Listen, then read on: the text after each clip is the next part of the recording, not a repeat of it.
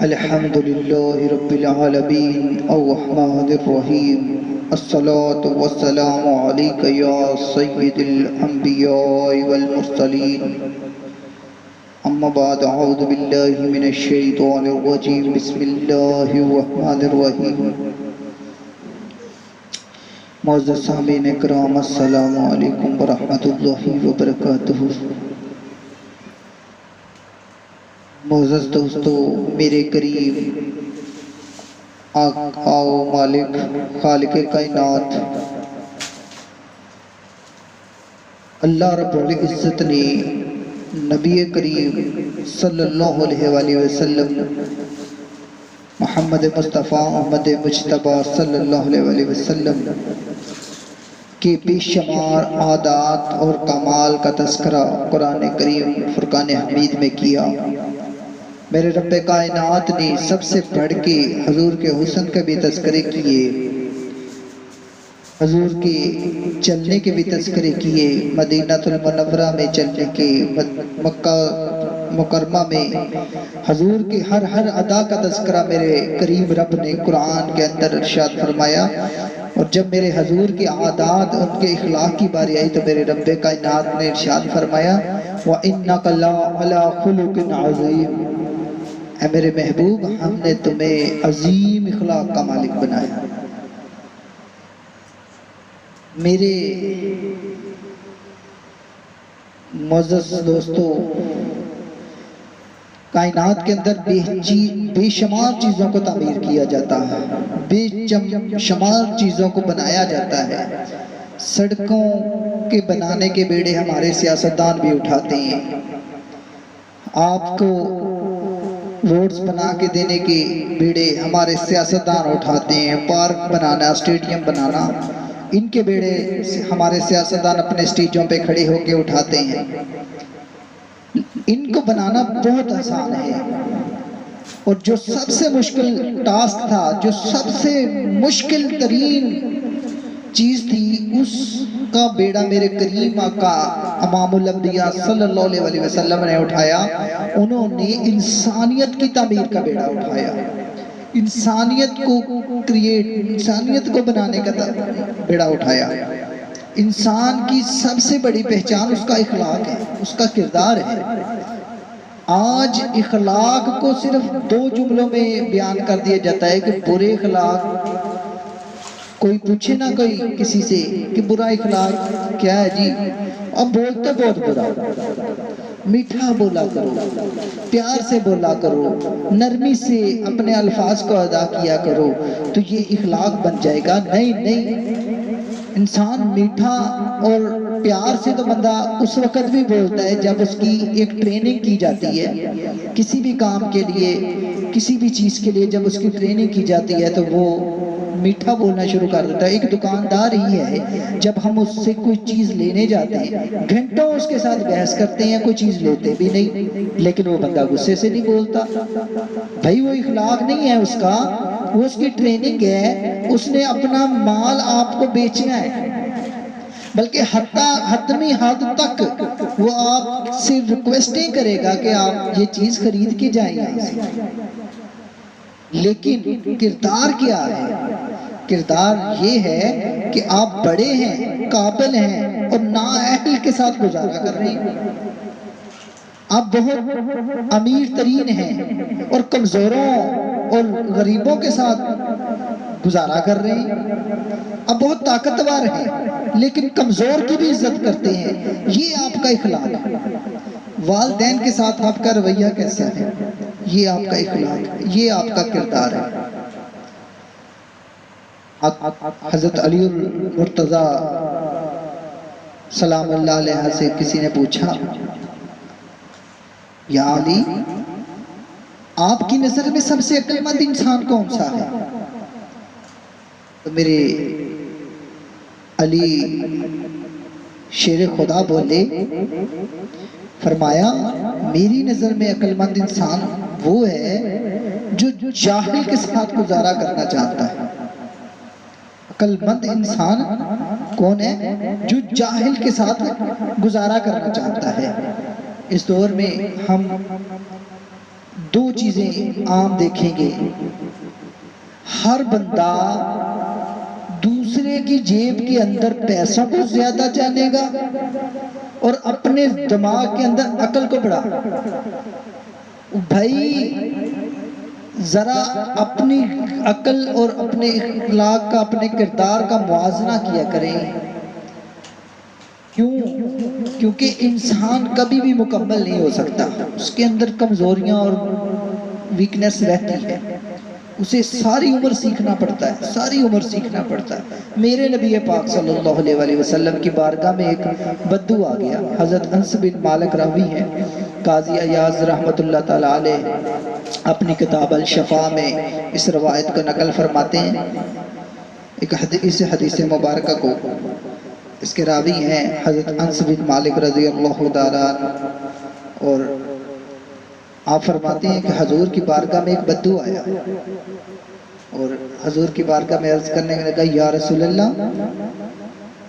میرے گھر میں فاقوں کے عالم ہیں، حضور کچھ عطا تو فرمائیے گا۔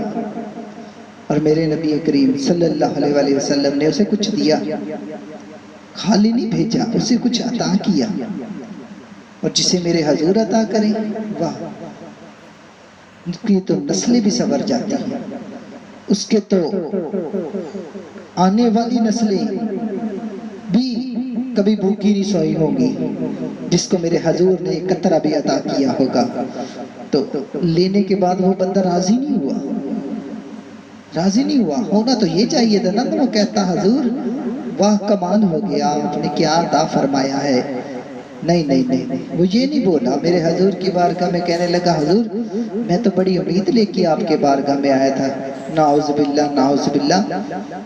اس بندے نے حضور کی بارگاہ میں کہا نا جب یہ کہ میں آپ کی بارگاہ میں بڑی امید کے ساتھ آیا تھا، لیکن آپ نے تو کچھ بھی عطا نہیں کیا، تو حضرت عمر فاروق رضی اللہ تعالیٰ عنہ، جلال آ گیا آپ کو، غصے میں آپ نے تلوار نکالی تو میرے حضور نے منع فرما دیا، روک دیا اسے۔ کیا کمال ہے، اور میرے محبوب مسکرا رہے ہیں۔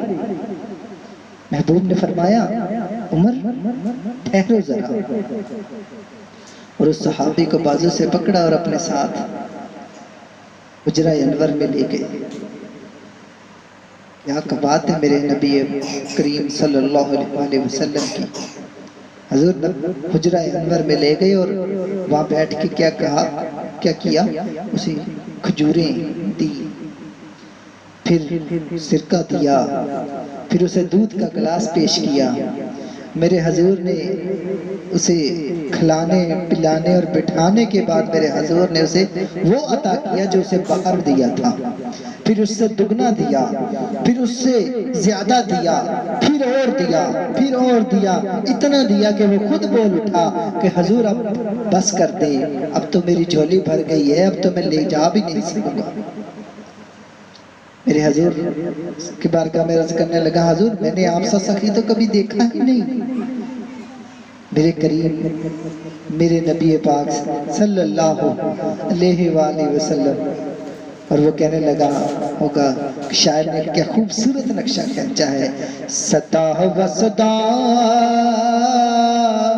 روے تیرا دوارا یا رسول اللہ، صدا و صدا روے تیرا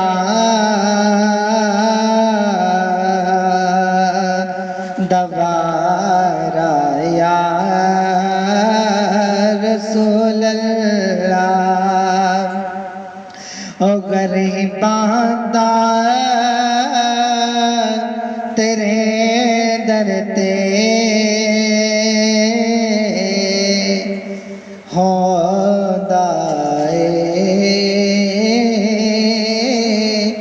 گزارا یا رسول اللہ، صدا و صدا روے تیرا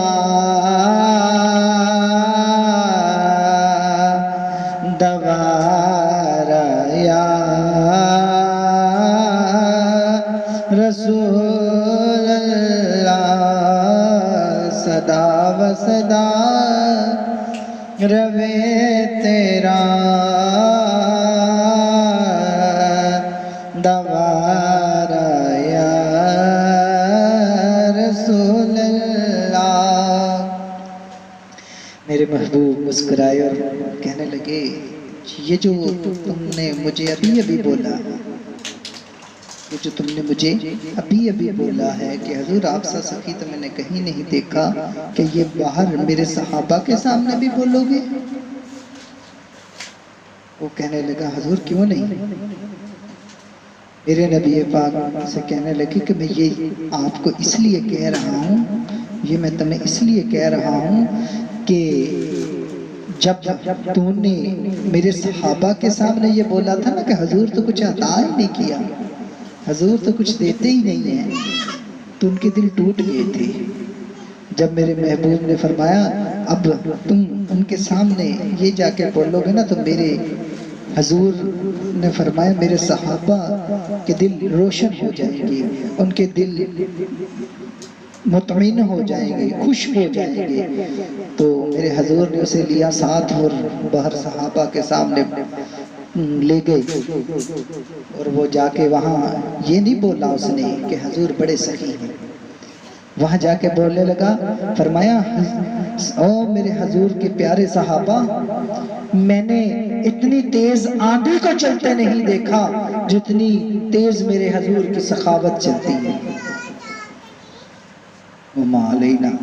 اور ہمیں اور دیکھی کتنا خوبصورت انداز، کتنا خوبصورت اخلاق کا مظاہرہ میرے نبی پاک صلی اللہ علیہ وسلم نے کیا۔ ایک بندے کی اپنے عقل و فہم اور اپنے کردار کی پائیداری کے ساتھ اس کی عقل، اس کی سوچ کو بھی بدل کے رکھ دیا، اور یہی انداز ہمیں بھی اپنانا چاہیے۔ میرے نبی کریم صلی اللہ علیہ وآلہ وسلم فرمایا اپنے صحابہ کی طرف اشارہ فرما کے فرمایا عمر تمہاری تم سب کی اور میری مثال ایسے ہے جیسے ایک اونٹنی، ایک مالک اور اس کی ایک اونٹنی ہو جس کی نکیل ٹوٹ گئی اور وہ نکیل توڑ کے بھاگ گئی ہو، اور لوگ نیزے اور ڈنڈے لے کے اس کے پیچھے دوڑ رہے ہوں، اس کو مار مار کے زخمی کر دیں، وہ اونٹنی کسی کے ہاتھ میں نہ آئے، کبھی پھدر کے ادھر کبھی ادھر کبھی ادھر، لیکن اتنے میں اس کا مالک آ جائے، مالک تھوڑا سا چارہ اٹھائے اور اونٹنی کے سامنے رکھ دے اور اونٹنی کو پاس بلائے، اونٹنی کو چارہ کھلائے اور اس کی دم پہ ہاتھ پھیر کے نہ اس کے اوپر بیٹھ کے چلتا بنے۔ میرے محبوب نے فرمایا میری اور میری امت کی مثال ایسے ہے، مجھے پتا ہے میں نے اپنی امت کو کیسے سنبھالنا، تمہیں نہیں پتا۔ اور دعا ہے رب کریم سے اللہ پاک ہمیں محبوب کے اخلاق پر چلنے کی توفیق عطا فرمائے، محبوب کریم صلی اللہ علیہ وسلم جیسا کردار ہمیں بنانے کی توفیق عطا فرمائے۔ وما علینا الا البلاغ۔